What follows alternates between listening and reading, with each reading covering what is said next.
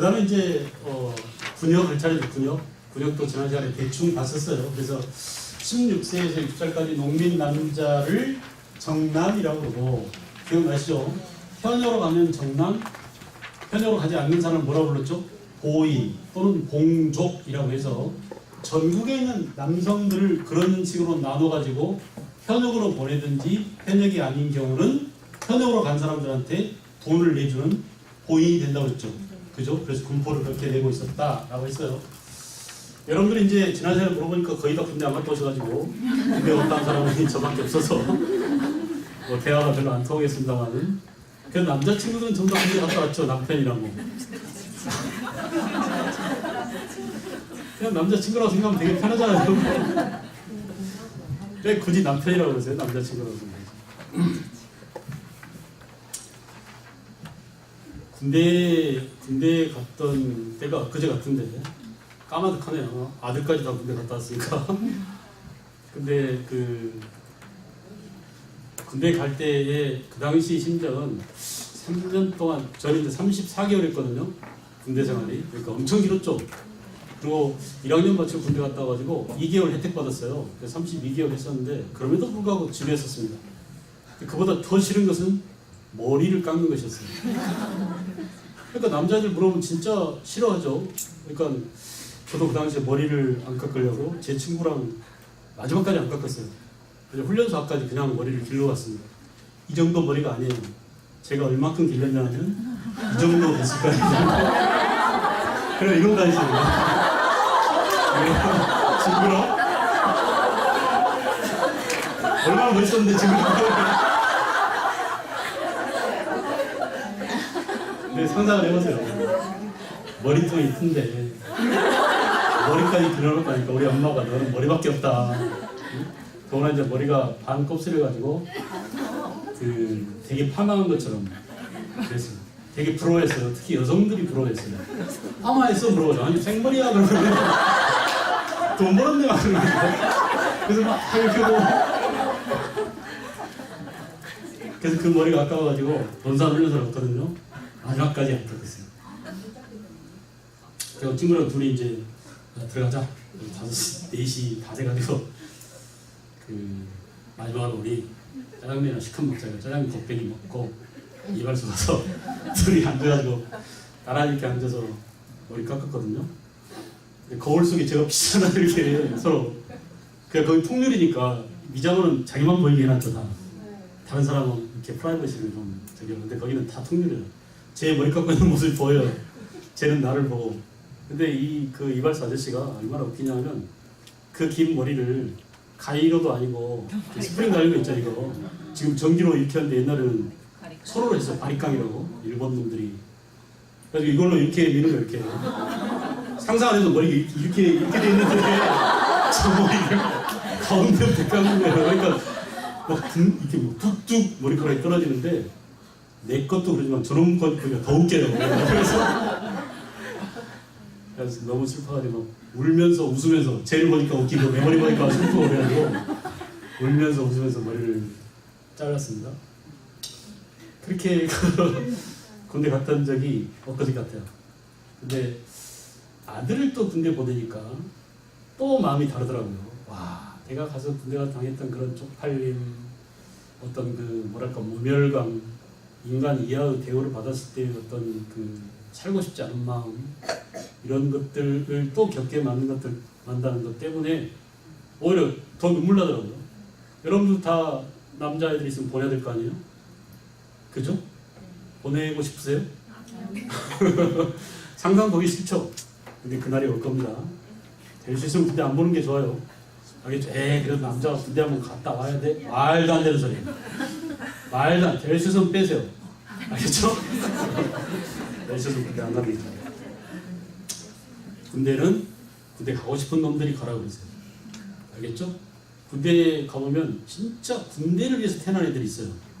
너무 잘 어울려. 군복도 잘 어울리고 머리도 잘 어울리고 너무 재밌습니다. 군대 생활하는 거. 군대 밥도 너무 맛있대요. 환장하고 쳐먹습니다. 알겠죠? 그렇게 군대 체질이 있는 사람들은 군대 가는 게 좋아요. 그런 사람들 월급 많이 주고 가서 열심히 싸우고 이런 일을 시키고, 군대 가기 싫은 사람들은 군대 안 가고 보다 더 창조적인 경제활동에 봉사하면 되겠죠. 그죠? 그래서 그 조선시대나 지금이랑 똑같더라고요. 똑같아요. 제가 군대 가면서 이렇게 서럽게 울었었는데 보니까 그러면서 이제 의자에 앉아 생각해봤더니 내가 알고 있던 군역제도하고 똑같았어요. 그래서 그 당시도 논사훈련소에서도 우리들을 뭐라고 부른지 아세요? 계급장을 저는 이제 2달 훈련받고 자대 배치받았는데 2달 훈련 끝날 때까지는 계급이 없어요. 그때는 뭐라고 부르냐? 장정이라고 불러요. 지금 장정이라고 우리가 쓰고 있잖아요. 이거 그죠? 이 장정이 16세에서 60살까지의 농민 남자를 모두 장정이라고 하고 그 중에 현역으로 지금 현역이라고 하는 이 사람들 뭐라고요? 정남이라고 하고 지금 우리가 군대 안 가는 사람들 있죠? 나이는 군대 갈 나이에 해당되지만 군대 안 가는 사람 이 사람들을 보인이라고 했어요. 보인. 또는 뭐라고요?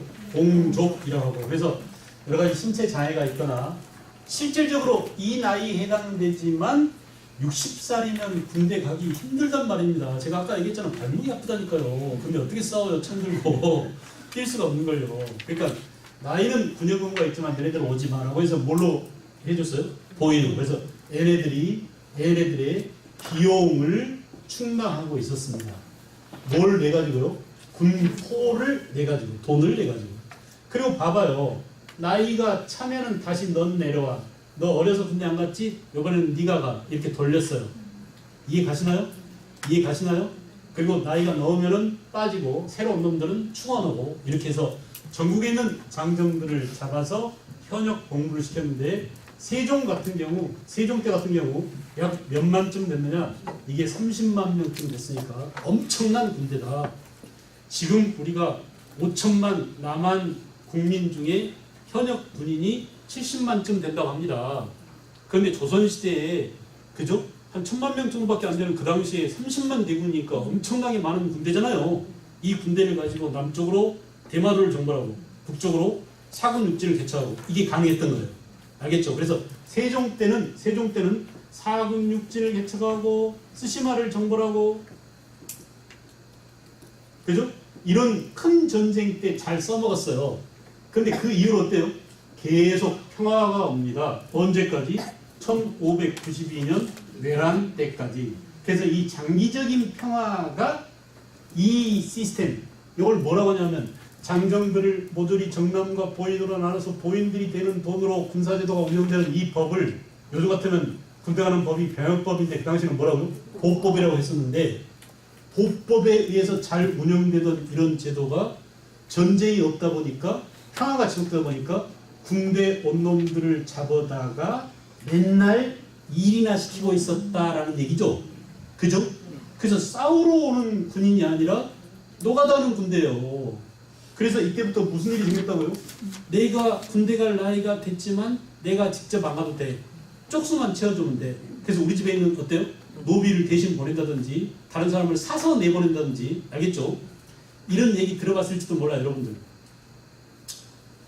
아주 어렸을 때 지금 여러분들 못 들으실 겁니다. 그러니까 제가 어렸을 때는 그 벼베기 같은 거 하잖아요. 그러면 할머니가 이제 야 안 되겠다 우리 일손이 부족하니까 노버더서 하자 그래요. 노벗는단 말 들어봤어요? 그 노비예요.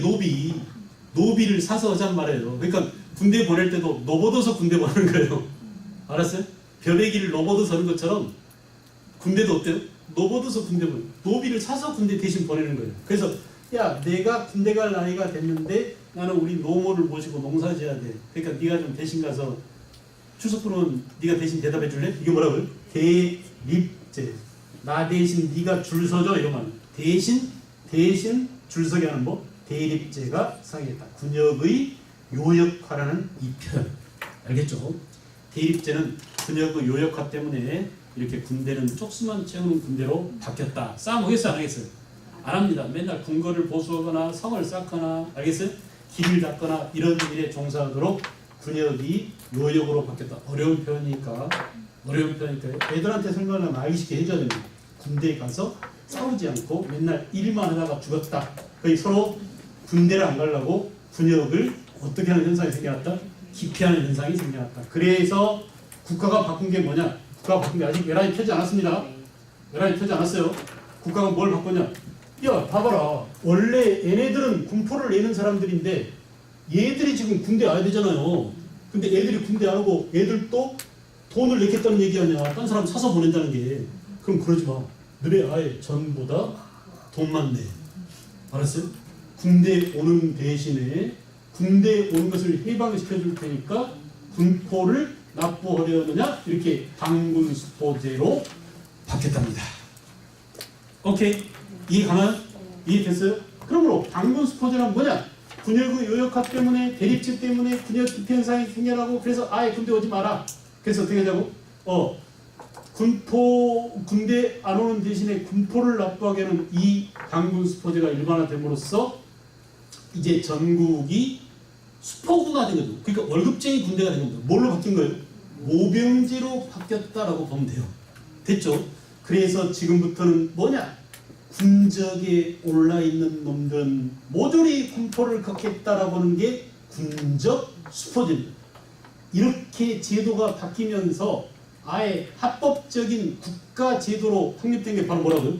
군적 수포제. 알겠죠? 그래서 농민 남자 16세에서 60살까지 농민 남자는 무조건 1년에 2필씩 군포를 내야 된다. 이렇게 되는 겁니다.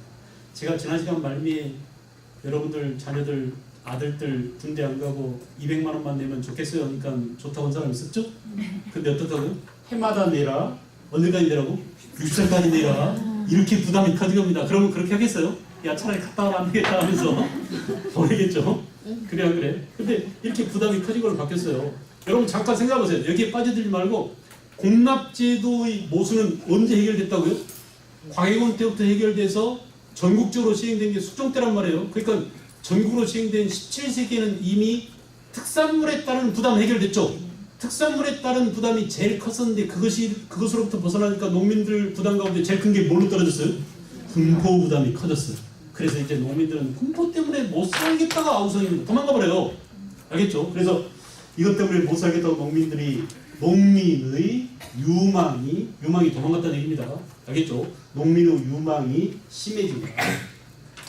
그래서 군포를 징수할 수 있는 인원수가 부족합니다. 자 보세요. 그러면 주변 사람한테 이웃 사람한테 대신 내라고 그래. 이거 뭐라고 그래요? 인징. 친척이 대신하면 뭐라고? 족징. 나중에는 죽은 시아버지한테까지 군포가 나옵니다. 이걸 뭐라고 해요? 백골징포라고 해요. 알겠죠? 그리고 어린이한테까지 입에서 젖비린내 나는 어린이한테까지 군포 징수하는 것을 황구. 이 황구가 젖비린내 황자예요. 황자. 구자는 입 구자고. 입에서 젖비린 난 태어난 지 2달밖에 안 됐는데 남자애라고 군포 내라고 세금이 나왔어요. 이걸 뭐라고 그래요? 황구 첨정 그래요. 이게 전부 다 군정의 문란에서 생겨난 것들입니다. 그래서 국가는 농민들이 다 도망가 버려가지고 거둘 수 없으니까 아예 어때요? 지역 단위로 총액제 그래가지고 야 경기도 안성구는 군포 요번에 얼마네 또는 뭐 시흥은 얼마네 이렇게 다 총액제로 정해졌어요. 그럼 그걸 다시 어때? 면사무소 단위로 읍 단위로 다 나눠서 내야 됩니다. 그러니 어떻게 이렇게 안 할 수가 없죠. 그래야 그래. 인원수가 모자라니까 네 시아버지 몫으로 나와야 돼. 2달밖에 안 되는 어린애 몫으로도 군포를 내. 이렇게 하면서 이런 비리가 널리 퍼져나갔다는 거예요. 알겠죠? 그래서 이렇게 군포 부담이 커지게 됐다. 그래서 나중에 그나마 왕권이 보다 더 강화됐던 영조 때 안 되겠다. 힘이 있는 영조가 농민의 부담을 줄여주고 이런 군포 부담을 줄여주고 그죠? 군포 폐단 얘기죠. 농민 유망돼서 군포 징수에 따른 군포 폐단이 나타났는데 이런 군포 폐단을 없애기 위해서 영조 때 시행된 게 뭐라고요? 고를 균자입니다. 고르게 군역을 나눠 갖자. 잘 보세요. 이게 무슨 법이라고요? 균역법이에요.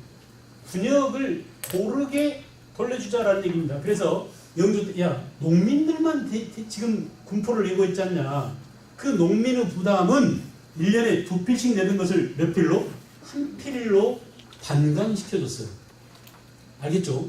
그러니까 지금 근로자들이 내는 갑근세를 줄여준 겁니다. 알았어요? 반으로 줄여준 세금. 여러분들 남편들이 내는 세금을 반으로 줄인 거랑 마찬가지예요. 그거 누구한테요? 재벌 너네 집이 좀 내줘. 알았어?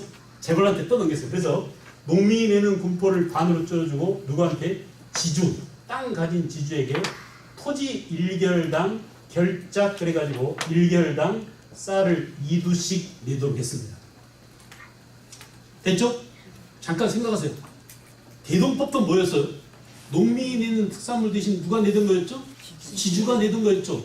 그러니까 조선 후기 세금제도 개편 가운데 균역법과 대동법을 보면은 농민의 부담을 줄여주는 대신에 누구한테 떠넘기려는 경향이 있어요? 지주에게요.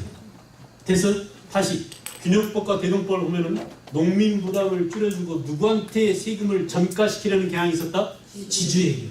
이 말을 보다 더 어렵게 다른 말로 바꿔서 말하면 기타 세금이 토지세화되는 경향이 있다. 이해하겠어요? 다시 기타 세금, 그러니까 군포와 공납, 이 기타 세금이 전세화되는 경향이 있다. 이해하겠어요? 그게 바로 뭐냐? 대동미 결작이라는 얘기입니다. 됐죠? 그 얘기는 농민 부담을 줄여준 대신에 땅 가진 지주들의 부담을 늘리는 쪽으로 세금제도 개편이 일어났다라는 얘기예요. 그렇게 표현하면 되게 문제가 그렇게 출제됩니다. 알겠죠? 그 다음에 이렇게 지주 이외에도 양반들한테도 부담을 떠넘겼어요. 땅 있는 지주뿐만 아니라 양반이라는 신분들은 무조건 선무군관이라는 직책을 줄 테니까 선무군관포를 한 필씩 내도록 해라. 이렇게 결국 농민 부담을 줄여주고 땅 가진 지주나 지세 높은 양반 신분에게 세금을 떠넘김으로써 가난한 사람 부담을 덜어주고 부자인 놈들한테 세금을 전가시키는 쪽으로 세금이 고르게 군역이 이렇게 분산되었다라는 그런 의미가 있습니다. 기타 이제 농민이 아닌 어세, 염세, 그죠? 또는 선박세 이렇게 이런 세금을 걷었어요. 이걸 해세라고 묶어서 바다에 관련된 세금이라고 해세라고 하는데 해세를 징수함으로써 보충하고 있었다. 농민한테 덜 걷는 부분을 보충했다 이겁니다.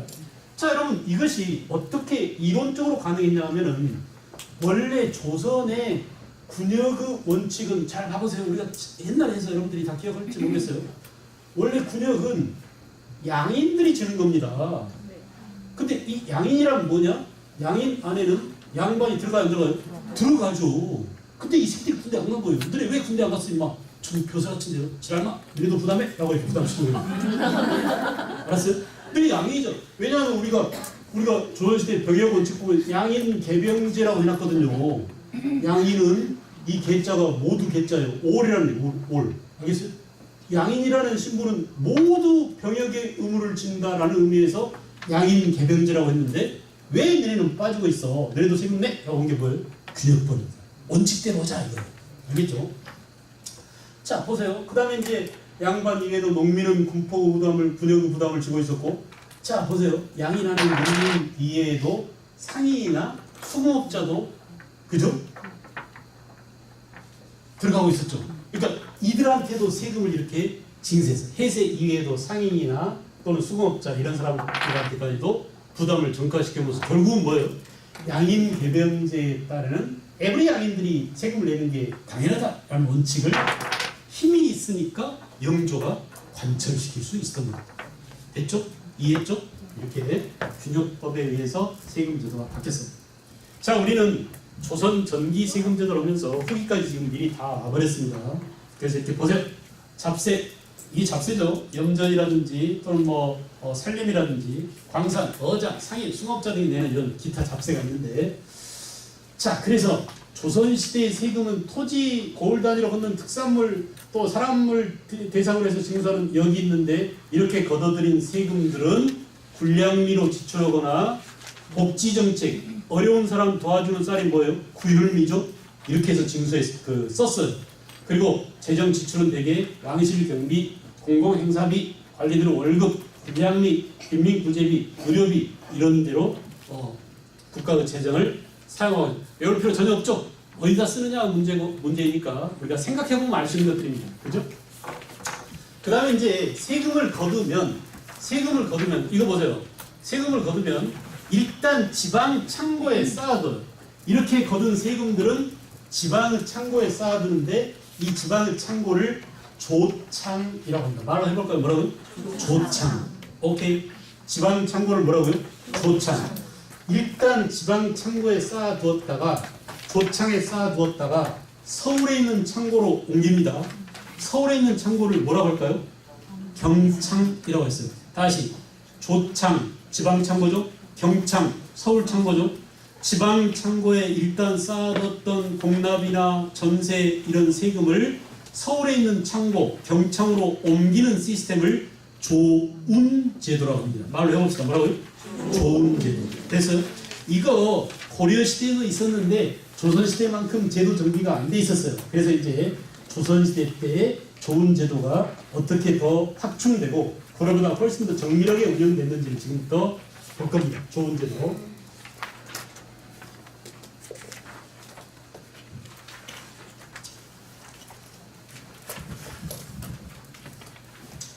자, 지금 보세요. 우리가 이제 주로 조운은 배로 운반하는, 우리가 우리나라 지형상 특징을 보면은 전국도의 70% 이상이 산이죠. 그래서 되게 운송하기 불편해.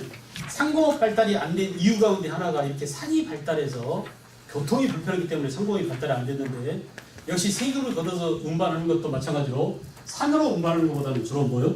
배로 운반했습니다. 강물을 따라서 바다로 끌고 와가지고 바닷길을 통해서 서울에 있는 경창으로 이렇게 옮겼어요. 알겠죠? 자, 이렇게 운반되는 과정을 한번 볼까요? 못 봤어요? 너무 순식간에 이동했나요? 다시 후퇴. 뭐라고? 이거 애써서 만들었는데. 잘 보세요. 경상도에서 거둔 세금은 어디로 와요? 군산에 다 오고, 군산. 그러니까 군산이 얼마나 큰, 군산에 유명한, 제가 좀 그것만 알지 말고, 알았어요. 짬뽕집 있다는 거 알지 말고, 군산에 뭐가 유명하다고? 창고가 유명했습니다. 일제시대까지 군산이 발달했었어요. 그래서 군산을 가면은 유물들이 되게 많습니다. 근대 유적지. 군산은 다 모였습니다. 성당창 그러죠. 그 다음에 충청도 건 어떻게 되느냐? 충청도는 큰 바다가 없어요. 그래서 이렇게 되게 이쪽으로 옵니다. 다 모여요. 그죠? 그리고 이렇게 모조리 다 오면서 강원도나 충청도 북부 지방은, 충청도 북부는 북한강, 강원도는 북한강, 그 다음 충청도 북부는 남한강을 통해서 다 모여요. 그래서 경기도에 있는 경창으로, 알겠죠? 경창. 그래서 경창이 아주 큰 곳이 서울에 있었습니다.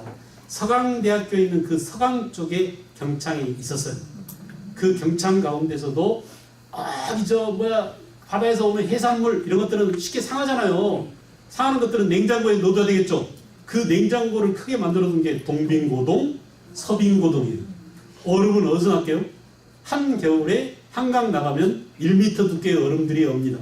그래서 농민들 시켜가지고 톱으로 잘라다가 겨울에 다 보관해놨다가 여름까지 사용했어요. 어떻게 보관하냐고? 땅속에 묻어두면 돼요. 톱밥에 담아놔서. 알았어요? 톱밥이랑 왕겨 속에 넣어가지고 땅속에 담으면 여름에도 얼음이 있었어요. 그래서 여름에 날씨가 하도 더우면 영의정 살기 힘들지, 임금이 그 얼음 한 조각 주기도 하고, 그럼 받으면 어떻게 되겠어요? 뒤지게 뛰겠죠. 집에까지 다 먹어버리니까. 이런 정도로 그 냉면도 먹었습니다. 그래서 보세요. 근데 아까 우리가 봤죠?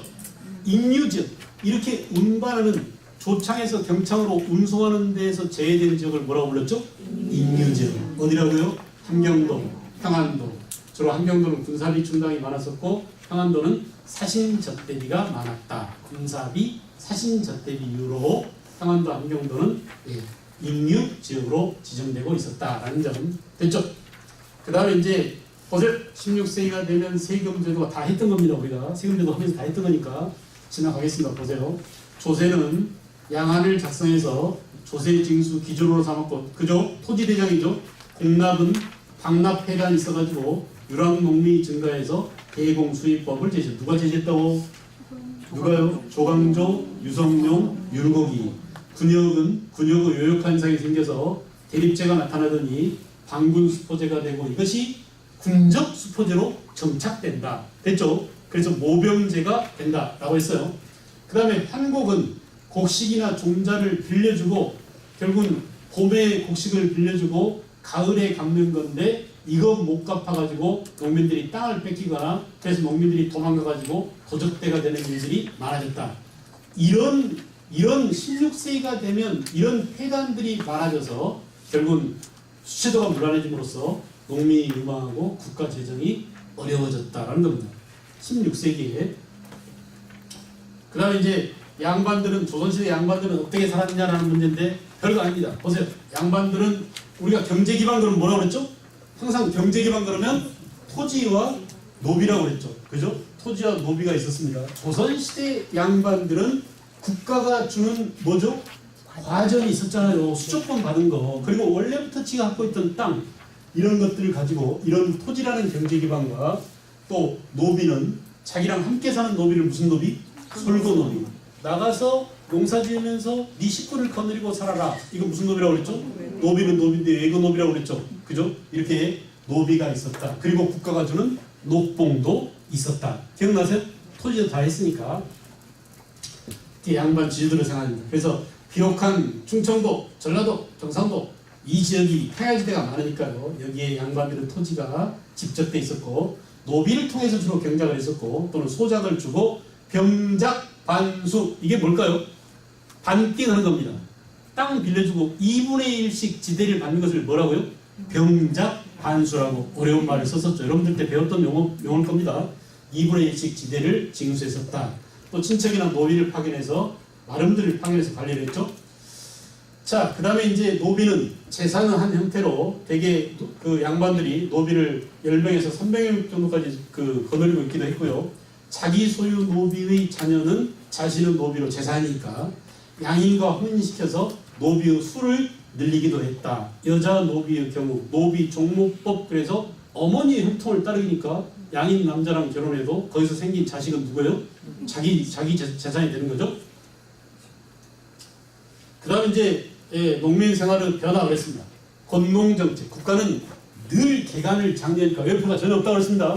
항상 개간을 장려해 지금까지도. 그리고 농소를 보급하고요. 농사직설, 금양잡록 이런 농소들이 조선 전기에 나왔어요. 수리시설 확충, 이거 저수지죠. 그죠? 저수지들을 확충하고 외우지 않아도 돼요. 국가는 늘 이런 짓을 합니다. 그 다음에 농업기술의 진전 되게 중요하다고 그랬어요. 고려시대는 신경법, 윤작법 기억나세요? 네? 고려시대 이보작이 처음 남부지방에 시작됐다고 그랬죠. 그게 조선시대에 와서 농사가 어떻게 더 발달한 이 농업기술 진전은 맨날 나옵니다. 시험에. 왜 맨날 나올까요? 우리나라 산업의 주된 기간 산업이 뭐예요? 농업이었기 때문에. 그 농업기술의 진전은 우리가 사회에서 봤죠. 기술의 진보가 생산력의 증대를 가져오고 생산력의 증대가 결국 빈부격차의 심화를 가져오고 계급 분화를 가져오고 그런다고 그랬죠. 그래서 사회의 발전의 원동력이 이렇게 기술의 진보이기 때문에 특히 농업기술 문제는 잘 나옵니다. 2년 3작은 고려시대에 처음 나왔는데 확대됐어요. 구분해야 됩니다. 2년 3작에 돌려짓기 윤작법이 조선시대는 어때요? 확대됐고요. 목화재배가 고려 말 문익점이 들어갔죠. 그 처음 시작된 건 언제요? 고려 말이지만 조선 15세가 되면 어때요? 확대됐어요. 이 언어적 표현에 주의해야 됩니다. 알겠죠? 그래서 조선시대는 목화재배가 확대되고 남부지방의 이항법이 시작된 것을 언제라고 그랬어요? 고려 말이고 조선시대는 어때요? 보급됐어요. 이 차이를 구분해야 됩니다. 어려워졌어요. 알겠죠? 그 다음에 이제 농기구 개량 12법 발달. 12법 언제 시작됐죠? 고려시대에 시작됐죠. 이 고려시대는 뭐죠?